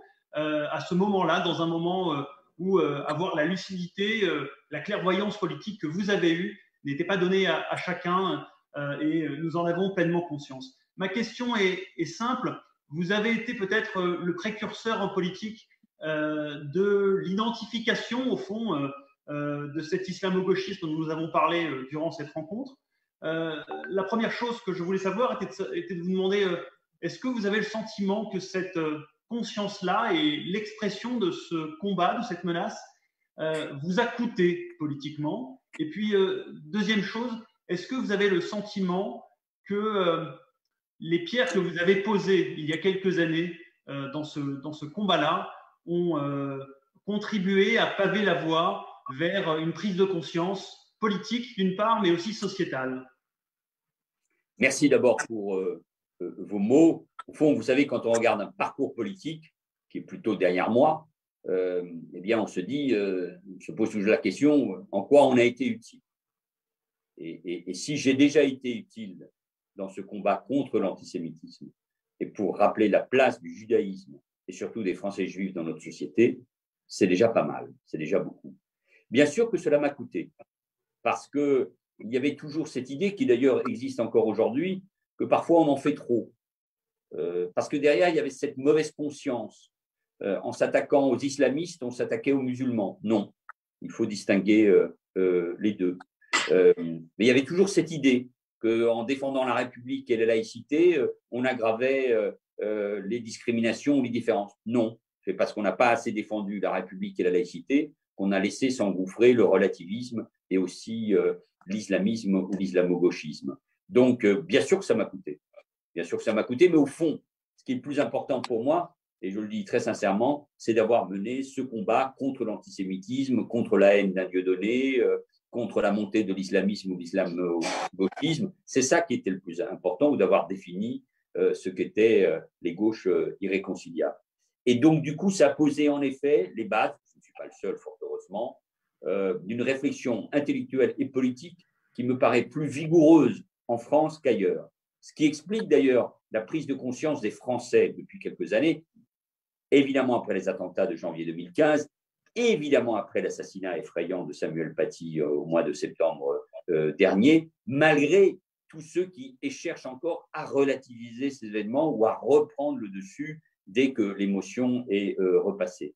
Mais nous sommes le pays qui a produit ces réflexions grâce à Pierre-André Taguieff, grâce à Alexis Lacroix, grâce au remarquable ouvrage que vient de publier Mohamed Sifaoui sur la question de l'islamo-gauchisme. Il y a les intellectuels de gauche comme Elisabeth Badinter ou Caroline Fourret, je le rappelais tout à l'heure, qui se battent contre le racialisme, contre le relativisme et contre cet islamo-gauchisme. Donc oui, je pense que nous avons en France, même si ça ne se traduit pas encore toujours sur le plan politique, l'armature intellectuelle et politique pour combattre ces dérives, cet islamo-gauchisme et le danger que représente pour la société française et pour les sociétés européennes la progression de l'islamisme, du djihadisme politique qui cherche surtout comme objectif, il ne faut jamais l'oublier, à prendre la main, le dessus sur les communautés de l'immigration, sur les communautés immigrées, sur les immigrés de confession de culture musulmane, pour les séparer du reste de leur société et pour créer les conditions d'un affrontement. Donc, oui, je pense avoir eu raison de mener ces combats, même si ça m'a coûté. Oui, ça a permis, avec bien d'autres, de créer les bases d'un combat qui est loin d'être fini, parce que je pense que c'est l'affaire d'une génération. Alors, ça tombe bien parce que Roger, qui nous a envoyé avant notre échange, nous a envoyé un mail pour qu'on vous pose cette question, reprend à son compte la question de Jonathan Arfi sur l'islamo-gauchisme et il dit « Pour mener ce combat contre l'islam radical, seriez-vous disposé à rejoindre Emmanuel Macron ?» Je pose la question sans filtre comme elle a été posée. Il y a des choses différentes. J'ai soutenu Emmanuel Macron dès le premier tour en 2017 parce que je ne voulais pas d'un second tour entre Le Pen et Mélenchon ou d'un deuxième tour entre Le Pen et Fillon. Je ne compare pas toutes ces personnalités, mais je considérais que les affaires qui touchaient François Fillon risquaient de le précipiter dans un quinquennat qui, sur le plan éthique, moral et politique, aurait été catastrophique. Et je l'ai soutenu pour cela. Mais chacun connaît ou redécouvrira en lisant le livre les différences que j'ai eues avec Emmanuel Macron sur la laïcité, sur les raisons pour lesquelles nous avons eu ces attaques terroristes. Lui a défendu à un moment l'idée, une forme d'excuse, en tout cas d'un terreau qui pouvait expliquer pour des raisons économiques et sociales cette évolution, faisant fi de ce qu'étaient les raisons politiques, culturelles, identitaires beaucoup plus profondes. Et au fond, vous me l'avez offert, cher Jean-François Strouff, et donc je le fais en bon politique que je suis. Ce n'est pas moi qui dois rejoindre Emmanuel Macron, c'est Emmanuel Macron qui m'a rejoint, heureusement, sur ces questions-là, même si dans la majorité, il y a encore beaucoup trop de « en même temps », mais son discours des Mureaux, qui avait déjà commencé quelques mois avant par celui de Mulhouse, mais qui a été moins entendu parce que c'était le début de la pandémie, mais son discours des Mureaux a marqué, je crois, un changement, en parlant de séparatisme, de vision de ce qui était en train de se passer dans le pays et d'une prise de conscience qui avait trop tardé à s'imposer, que nous avions été un certain nombre, ça a été rappelé tout à l'heure, à défendre pendant des années. Mais moi, je me réjouis que le chef de l'État, parce que les faits sont ainsi, l'impose, parce que c'est la volonté des Français, marque sa détermination à lutter et éradiquer l'islamisme politique de notre pays. Je prolonge la question. On a parlé de valsisation du pouvoir. C'est des mots, c'est des expressions qui ont été malheureuses par le passé. Enfin, je ne parle pas de la valsisation. Mais écoutez, si les combats qui ont été les miens, si les idées que j'ai défendues, si les propositions que j'ai formulées aujourd'hui sont partagées par un très grand nombre, tant mieux. Je vais être franc avec vous. C'est ce qui explique aussi ma volonté de revenir dans le débat public. C'est parce qu'au mois de septembre, octobre, la presse m'a énormément invité, suite malheureusement aux attaques terroristes que nous avons subies, Samuel Paty, ses fidèles de cette église de Nice qui ont été tués, la tentative dans la rue, l'attaque dans la rue des anciens locaux de Charlie, les menaces qui existent dans notre pays, bien évidemment. Tout cela m'a donné raison. Je dis bien malheureusement, mais la presse et l'opinion d'ailleurs le soulignent et le reconnaissent, le président de la République lui-même. Donc, cette défense de la France, de la République, de la laïcité, ce combat contre l'antisémitisme ou l'islamisme, mais je rajoute aussi le combat contre l'extrême droite, ne l'oublions pas, font que, oui, je veux participer au débat public, et tant mieux que les idées que j'ai défendues aujourd'hui soient portées et partagées par le plus grand nombre, y compris par ceux qui m'ont attaqué violemment il y a quelques années, parce que je les défendais à ma manière. Alors, vous avez cité vous-même la présence de Dieudonné, d'antisionistes virulents lorsque vous étiez candidat et que vous avez gagné la législative d'Évry. Nathanaël demande si dans les primaires socialistes, le combat engagé contre Dieudonné a fait qu'un certain nombre d'entristes sont venus au PS pour voter contre vous. Est-ce que vous avez encore ce sentiment? Et je prolonge, est-ce que vous ressentez encore aujourd'hui dans le public français cette hostilité? C'est possible. Alors, moi, j'ai engagé ce combat, je l'ai dit dans le livre, peut-être même tardivement, en 2013, quand s'est posée la question de l'interdiction des spectacles de cet individu. Spectacle à caractère antisémite, avec des zéniths qui allaient être remplis. Et avec un public très divers. Ce n'était pas le public des quartiers populaires, hein. C'est un public, comme on dirait aujourd'hui, interclassiste, touchant des milieux différents, des générations différentes. Et c'est le CRIF, d'ailleurs, qui a posé à ce moment-là la question de l'interdiction. Et je me suis engagé dans ce combat que j'ai gagné juridiquement et que je pense aujourd'hui avoir gagné politiquement, mais que j'ai payé en termes d'opinion, parce que d'abord, il y a une incompréhension sur l'idée qu'on allait interdire à un humoriste de s'exprimer. Or, il n'exprimait pas de l'humour.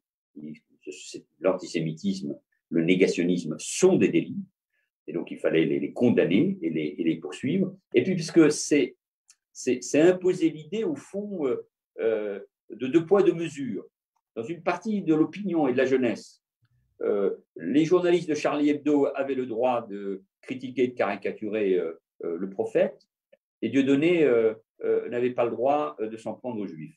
Vous vous rendez compte le mal qui a été fait dans notre société et combien il faut la retravailler avec beaucoup de pédagogie les esprits. Et je m'en suis rendu compte dès l'année 2014, les années 2014 et 2015, y compris sur le terrain, y compris à Évry, où je me rendais régulièrement, bien sûr, à l'occasion, par exemple, des élections municipales de 2014, où je n'étais plus tête de liste, c'était mon ami Francis Choix, mais nous sentions ce climat, les quenelles, les insultes, ou les incompréhensions, ou les questions, tout simplement, de la part des citoyens. Et qu'on ait cherché à me le faire payer au moment de la primaire ou au moment des élections législatives, y compris par un électorat qui se déplaçait, c'est tout à fait possible. En effet, je rappelle que, par exemple, Dieudonné est venu candidat aux législatives d'Évry. Il a fait un petit score, mais il était là pour me faire chuter. Et d'ailleurs, la presse traitait cette question-là, au fond, avec un peu de rigolade. L'antisémitisme, le révisionnisme, je vous rappelle qu'il faisait monter à la tribune Forisson, ce révisionniste, en présence de Jean-Marie Le Pen dans la salle. On oublie ça très vite, mais il y a les ferments d'un antisémitisme moderne, contemporain dans notre société. On oublie le passé, on oublie ce qui s'est passé au cours du 19e et du 20e siècle. Et donc, ça veut bien dire que ce travail de mémoire, ce travail dans les écoles, ce travail auprès de notre jeunesse, ce travail politique et pédagogique, ce travail est indispensable et il faut le reprendre en permanence. Nous savons tous, l'antisémitisme et en plus de son horreur, est l'annonciateur de tous les malheurs. Ce n'est pas un combat pour les Juifs, c'est un combat pour l'humanité, pour la civilisation, pour la conscience humaine, pour les Juifs, mais pour tous les Français. Et c'est un combat, évidemment, on a tout de suite lié cela, mon amour pour Israël, à ma femme qui était juive. Non, tout ça est vrai, mais ce ne sont pas les raisons principales. Les raisons principales, c'est la lutte contre l'antisémitisme qui se mélange avec la haine d'Israël, mais aussi avec la haine de ce que nous sommes, nous, Français. Les antisémites détestent les Juifs parce qu'ils détestent la France. Très juste. Alors, une question sur l'affaire Sarah Halimi. J'arrive. Ah, d'accord. J'allume la lumière. Voilà, très bien. Je sais que vous n'aimerez pas commenter une décision de justice, mais néanmoins, le public juif en France et beaucoup d'autres non-juifs d'ailleurs sont très sensibles à la décision sur l'affaire Sarah Halimi, le fait que la personne qui a commis cette agression et ce meurtre ne soit pas, disons, considérée comme en mesure d'être jugée. Quel est votre sentiment? Avez-vous la possibilité même si ça va parfois à l'encontre des règles du jeu, de commenter cette affaire? Non, mais je me suis exprimé aussi bien sur Sarah Halimi que pour Mme Knoll. C'est oublier que entre la deuxième intifada et ce qui s'est passé, et l'embrasement de la haine contre les Juifs dans nos quartiers, et l'hypercachère en janvier 2015, et après ces assassinats, Halimi et Knoll, il y a eu Ilan Halimi. Il y a eu l'attaque contre cette famille à Créteil. Il y a eu en 2014 les cris de mort aux Juifs à l'occasion d'une manifestation soutenant le Hamas, des cris de mort aux Juifs qu'on n'avait plus entendus en France depuis l'occupation. Il y a eu évidemment Toulouse. Vous savez, on dit souvent il n'y a pas eu d'attaque terroriste contre des écoles. Si, il y a eu en mars 2012, il y a eu évidemment le martyre de cette école à Toulouse. Donc, il y a différents éléments qui démontrent cet antisémitisme sur les réseaux sociaux, dans la littérature, dans les inscriptions. On le voit encore aujourd'hui à Sciences Po Paris, mais il y a eu des morts. Il y a eu des hommes, des femmes et des enfants qui sont morts parce que juifs. Morts parce qu'il y a des antisémites qui tuent. Et Madame Halimi a été tuée parce qu'elle était juive. Elle a été tuée par un antisémite. Alors après, le caractère psychiatrique de cet antisémite, on peut donner lieu à beaucoup de débats, mais c'est un crime antisémite.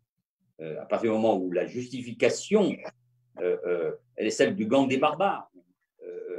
Ilan Halimi, c'est parce qu'il était juif, parce qu'il avait de l'argent, donc forcément, il fallait le torturer pour prendre cet argent. Madame Halimi, dans le délire de son assassin, de son criminel, il y a toutes les caractéristiques de la haine des juifs. Donc, c'est un crime antisémite. Donc, j'espère, avec tout le respect évidemment que l'on doit à la justice française, que cela sera démontré. On le doit à la famille, on le doit aux Français juifs, on le doit aux Français tout simplement, je le répète. Alors, Manuel Valls, il y a une question qui est très importante. On a parlé de beaucoup de pays arabes, mais on n'a pas cité dans les accords d'Abraham une dimension très particulière à laquelle notre public est très, très, très sensible, c'est le Maroc. Cette nouvelle approche très favorable d'un rapprochement entre Israël et le Maroc, peut-être plus important dans les accords d'Abraham que tous ceux dont on a déjà parlé.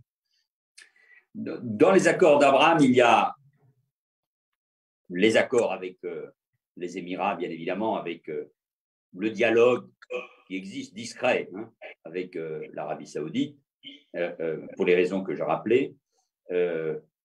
Avec le Soudan, c'est important aussi. Et bien sûr, il y a la dimension affective, culturelle, politique avec le Maroc. Je rappelle que les relations existaient, elles avaient été suspendues, mais que là, évidemment, elles ont pris un tour particulièrement important. Et au-delà du point important par rapport aux Marocains juifs qui sont en Israël ou qui sont en France, il y a évidemment une dimension, il y a cette dimension affective, mais une dimension politico-religieuse très importante du fait du rôle du roi du Maroc dans l'islam comme à travers son titre de commandeur des croyants. Et là, on voit bien que peut-être, ne péchons pas par naïveté, et n'oublions pas que l'islam est profondément divisé et qu'il est sous la pression de l'islam politique, de l'islamisme, des frères musulmans et les salafistes. Et qu'il y a en plus les apprentis sorciers comme Erdogan qui jouent avec tout ça, malgré les très bonnes relations qu'il y a eu pendant des années entre la Turquie et Israël. Et malgré le fait, n'oublions pas qu'il y a des juifs qui vivent en Turquie, moins nombreux qu'avant, mais ils y vivent aussi. Donc, mais on voit bien au fond que, c'est ce que je disais tout à l'heure, la dimension de la question palestinienne n'est plus la même d'avant. Il faut la traiter, mais il faut la traiter à un autre niveau, qui est le niveau dans la relation entre Israël et l'autorité palestinienne, entre les Israéliens et les Palestiniens. Ce n'est plus le sujet qui est utilisé par la communauté internationale, par les pays arabo-musulmans, par des partis politiques pour créer des séparations ou pour rester dans le discours voulant détruire l'État d'Israël. Et donc, ce qui est en train de se passer entre des pays arabes, entre les pays musulmans et Israël, est de mon point de vue tout à fait fondamental. C'est pour ça que c'est magnifique qu'il porte ce beau nom d'accord d'Abraham, parce que précisément, voilà que ces pays-là se retrouvent autour de la figure d'Abraham présent dans les trois grandes religions monothéistes. Et donc, c'est un mouvement culturel et de civilisation, au-delà des aspects stratégiques, politiques, économiques, qui me paraît nouveau et qui devrait être salué comme une avancée considérable, majeure dans ce qui est en train de se passer. C'est peut-être l'événement diplomatique le plus important de ces dernières années. Alors évidemment, les pays occidentaux, une partie de la presse de gauche est embêtée parce que c'était Trump, c'était Netanyahou. Voilà. Non, et, vous savez, la politique, on l'a fait avec des hommes qui sont sur place. Et toujours rappeler d'ailleurs que les accords avec Sadat se sont faits avec un Premier ministre de Likoud et pas avec un Premier ministre travailliste. Donc, je veux dire, voilà, il faut prendre l'histoire telle qu'elle est et il faut savoir saluer ce grand changement. C'est pour cela que je le dis aussi à Alexis Lacroix et à Christophe Barbier, c'est pour ça que je pense que la France devrait reconnaître Jérusalem, c'est le moment de le faire comme capitale d'Israël. Alors, d'abord, vous êtes salué par beaucoup des participants qui vous félicitent pour le courage et l'honnêteté de votre discours sans langue de bois. Et on vous demande qu'est-ce qui se passe avec le Quai d'Orsay? Pourquoi il y a eu souvent à la tête des États des présidents de la République et des premiers ministres très pro-israéliens, mais qu'il reste une marque parfois hostile à Israël du Quai d'Orsay? C'est une tradition, vous savez, c'est une tradition. Alors, après, attention aux théories du complot, hein, parce qu'il y a des ministres des Affaires étrangères qui ont été très liés, évidemment, enfin, qu'on ne peut pas soupçonner du moindre jet d'Israël ou d'une politique qui serait pro-arabe. Mais c'est une tradition et une difficulté à sortir du langage diplomatique traditionnel. Il y a cette idée que si on reste dans l'ambiguïté sur la question palestinienne, on a des relations plus puissantes avec les pays du monde arabo-musulman. Une démonstration est faite à travers les questions précédentes que cela n'a plus aucun sens, ni sur le plan économique, ni sur le plan politique, ni pour vendre je ne sais quel produit, je le dis évidemment sans aucun cynisme, aux pays du Golfe, ni avoir une relation directe avec le Maroc. Nous avons une relation tout à fait exceptionnelle depuis toujours avec le royaume du Maroc, qui est un pays en plus qui se modernise. Regardez, même s'il a ses propres difficultés, la manière dont il a géré la crise sanitaire. Bon, donc il est temps de sortir, il est temps de comprendre que le monde a changé, pour le dire autrement, et ça peut arriver même au Quai d'Orsay de se rendre compte que le monde a changé. Alors, on vous pose une question, ce sera peut-être l'une de nos dernières, à moins que mon ami Alexis ait encore une petite question à poser. Manuel Valls, il y a des questions dans le public qui disent, peut-être pas pour tout de suite, mais en tout cas à venir, pourquoi Manuel Valls ne serait pas candidat à la présidentielle? Et oui, Jean-François, je vais vous l'annoncer à vous ici.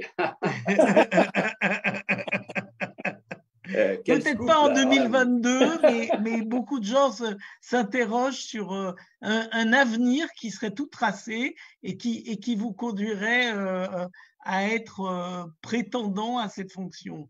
Mais pourquoi vous arrêtez à 2022? Joe Biden est pour nous désormais un exemple et me permet à 58 ans d'avoir pour 2022, 2027, 2032, etc., tous les espoirs. Parce qu'il faut être lucide, il faut être en situation dans le rapport avec les Français, dans la vie politique française, il faut être lucide. Moi, j'ai eu la chance, pour redevenir sérieux, d'occuper des responsabilités, ministre de l'Intérieur, Premier ministre, dans des moments particulièrement difficiles, sur le plan économique, bien sûr, et puis face aux attaques terroristes. J'ai envie d'agir, j'aimerais de nouveau gouverner, bien évidemment, mais aujourd'hui, ça n'est pas la question. En revanche, je suis inquiet sur l'avenir du pays. Les fractures territoriales, sociales, géographiques, enfin, on a tous lu les thèses et les livres sérieux et justes sur le fait que notre pays est devenu une archipel d'individus et de territoires, sur ce qu'écrit le géographe Christophe Guilly. Bref, chacun reconnaît que le lien qui unit les Français est très fragile et que nous pouvons basculer demain dans le pénisme et dans la confrontation. Nous l'avons vu avec les Gilets jaunes, même si ces derniers, au début de la crise, exprimaient aussi un mal-être d'une partie des classes moyennes, notamment dans les territoires périurbains ou ruraux. Donc, et parce que j'ai une expérience, parce que j'ai le recul aussi, parce que j'ai des convictions fortes, je veux peser dans ce débat. C'est déjà beaucoup. Ensuite, le reste, je vous le disais au début de notre entretien, la vie m'a réservé de belles surprises. On verra comment les choses peuvent se passer. Mais déjà, aujourd'hui, je sais ce que je peux faire, je sais ce que je ne dois pas faire, ce que je ne peux pas faire, mais je veux peser dans ce débat. Je veux peser dans ce débat sur tous les sujets que nous avons abordés en cette fin d'après-midi. Et merci pour ces questions, merci pour les compliments, merci pour ne pas faire remonter les critiques et les attaques. Sinon, ce ne serait pas un débat démocratique. Mais je veux peser dans ce débat parce que j'ai eu raison sur les sujets que nous avons évoqués. Eh bien, voilà, je veux peser dans le débat, je veux que ma voix soit entendue.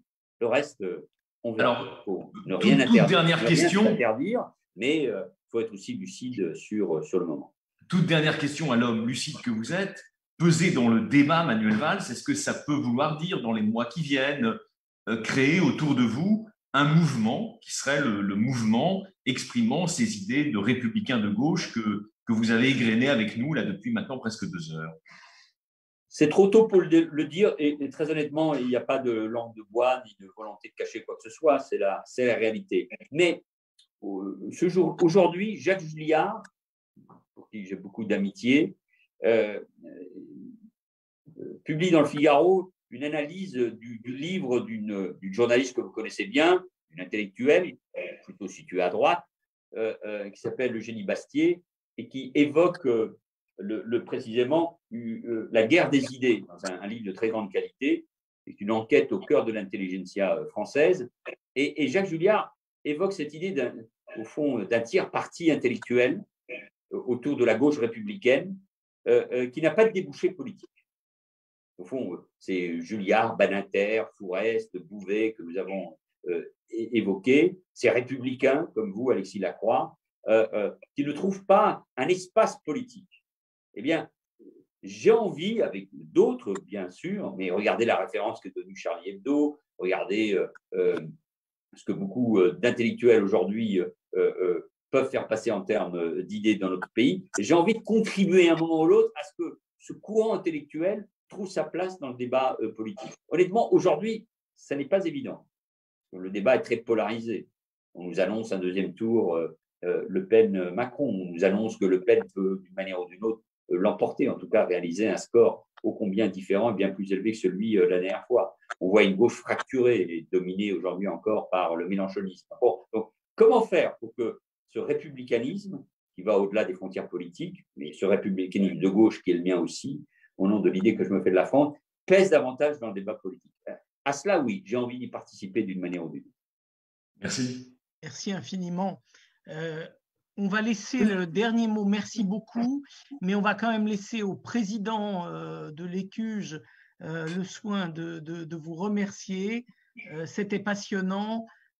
On espère que les nouvelles idées que vous aurez à exprimer, vous aurez toujours une petite place pour les exprimer ici même avec nos amis d'Actualité Juive, à l'Écuge et à l'Institut Wiesel. En tout cas, la porte est très, très, très grande ouverte. Merci, et j'espère pouvoir le faire directement avec vous tous, parce que c'est un vrai travail que de le faire ainsi, et c'est intellectuellement d'ailleurs parfois même plus pesant. Merci en tout cas, ça a été un grand plaisir. Merci de m'avoir donné cette occasion. Merci, Manuel Valls. Je vous ai dit en introduction que votre livre était passionnant et émouvant. En vous écoutant ce soir, je ne change pas les mots. Vous êtes passionnant à écouter et émouvant dans vos propos. Merci encore, Monsieur le Premier ministre. Merci à vous, merci. Et merci à toutes et à tous d'avoir participé, d'avoir posé vos questions. Je sais qu'il y a eu énormément de questions auxquelles on n'a pas pu répondre, mais on a quand même limité à un certain horaire. Sinon, si on posait vraiment toutes les questions qui sont venues du public, on serait là jusqu'à 1h du matin, c'est un peu compliqué. Pas de problème. Bonsoir, merci beaucoup, monsieur. Bonsoir.